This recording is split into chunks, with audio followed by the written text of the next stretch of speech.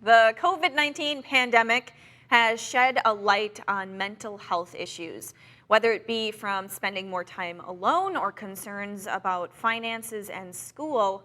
In today's Rebound Report, Jenna Bree tells us about a new tool to help men struggling with mental health issues. According to the American Foundation for Suicide Prevention, middle-aged men have the highest rate of suicide.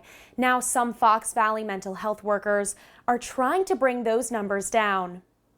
We're socialized not to reach out for help, not to talk about mental health issues, really to tough it up and internalize any feelings that we might have. Prevention specialist Chris Wardlow says the Zero Suicide Coalition has been trying to find ways to lower the suicide rate for men in the Fox Valley for years.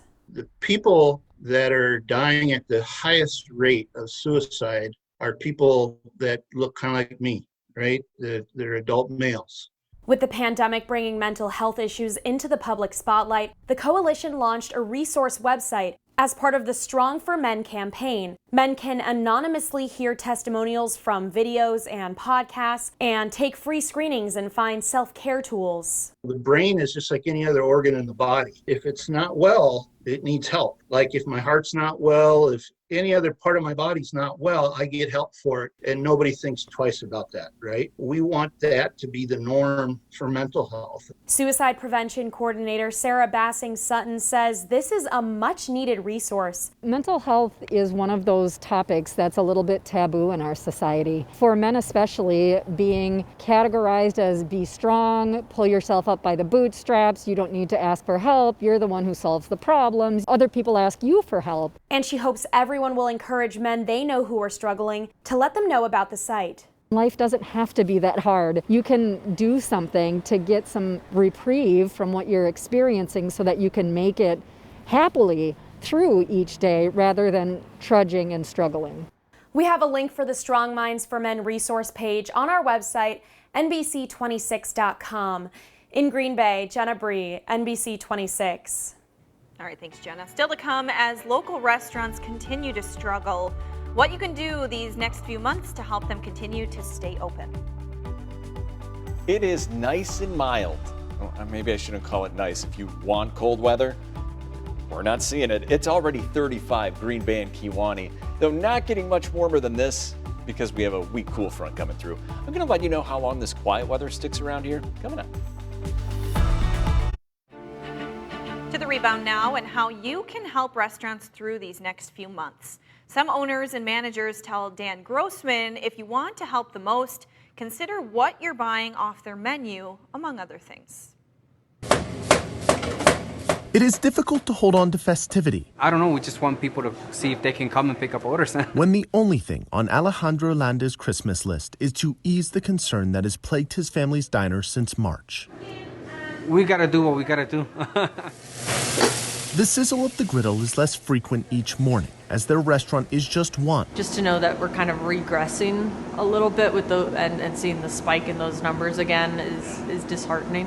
One of thousands across the country whose struggle varies in degree, but not in circumstance. When our GM said, we probably won't be able to do dine-in, for close to the rest of the year, we're all like, that's crazy talk. This is going to go away. And it hasn't gone away. Sierra Tarquini takes the laughs she can these days. The Italian eatery she helps manage has cut staff by half, closed its indoor dining per state regulations, and is now scraping by with to-go orders.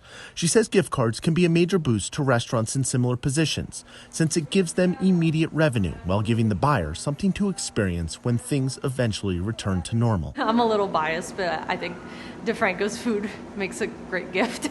She also says ordering from the restaurant's website as opposed to DoorDash or Uber Eats helps too.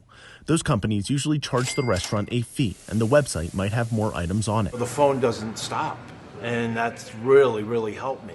For Ron Robinson, that means craft cocktails from his Italian dinner spot. The margins are better, and it makes up for people who can no longer take a seat at his bar. I had a guy the other night come in, had 8 martinis to go, or they buy bottles of wine to go. So every little bit helps. Martinis aren't on Alejandro's family's menu, so they'll stick to French toast, eggs, and any tips they may kindly receive on their takeout orders. for it quite literally could make the difference in how they survive moving forward. This is all we have right now. It's a family restaurant. It's just my mom, my 2 sisters, and my grandma at home, and I mean, it's all we have. So we really need to keep it up because there's no other place to go. I'm Dan Grossman reporting. And for more on how businesses are fighting through the pandemic, visit the Rebound page on our website, NBC26.com/rebound.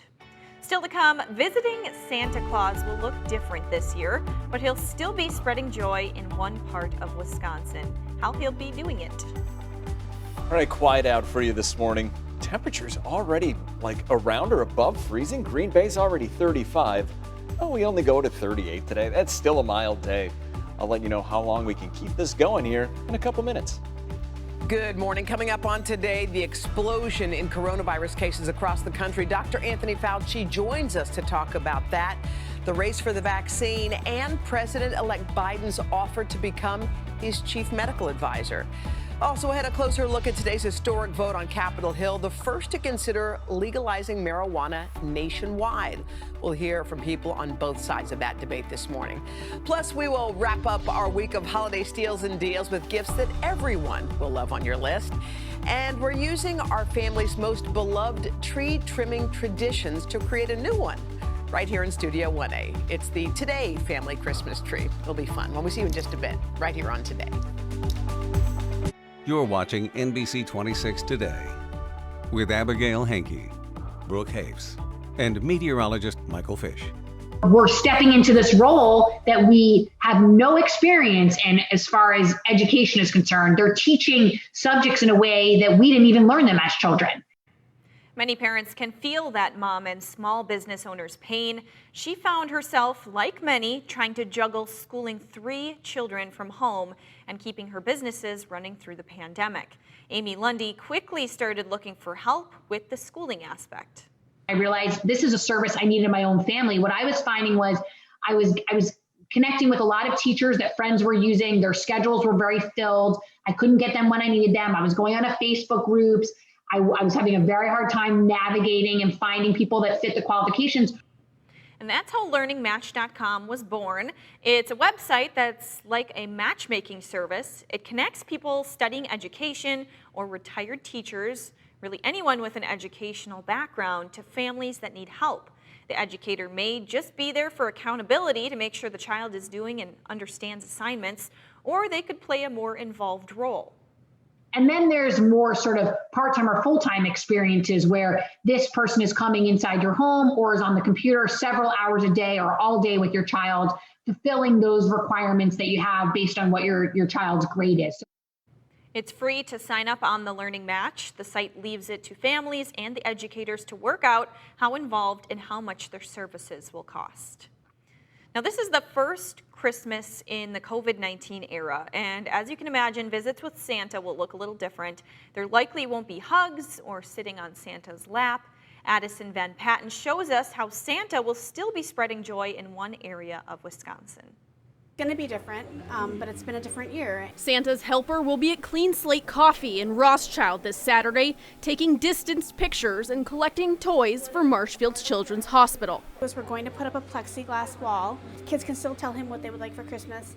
You know, we're going to keep it as fun and as traditional as we can, but also keeping it very safe. Stations like Wausau Center Mall and Frank's Hardware in Stevens Point have canceled their Santa stop this year, but others are continuing on with health and safety in mind. We had space inside the store to have everyone kind of make a line through, you know. So this year we've got them outside in the window. There's glass in between the kids, and we'll have a mailbox so kids can send their letters off to him. Geppetto's Workshop in Stevens Point will have Santa in the window for pictures and letter drop-offs on Saturdays this month. I thought that'd be the perfect way for kids to be able to still say hi to Santa Claus.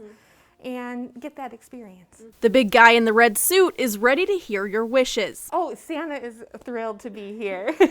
He'll still know who's been naughty or nice just through this glass window. Or this window. We're gonna have Santa as a drive-through. Sunday, St. Paul's in Wausau brings Santa to you in the comfort of your car. He'll have a treat for each good boy and girl that drive through. We'll have elves that will visit your car, but even they will be masked up and will be ready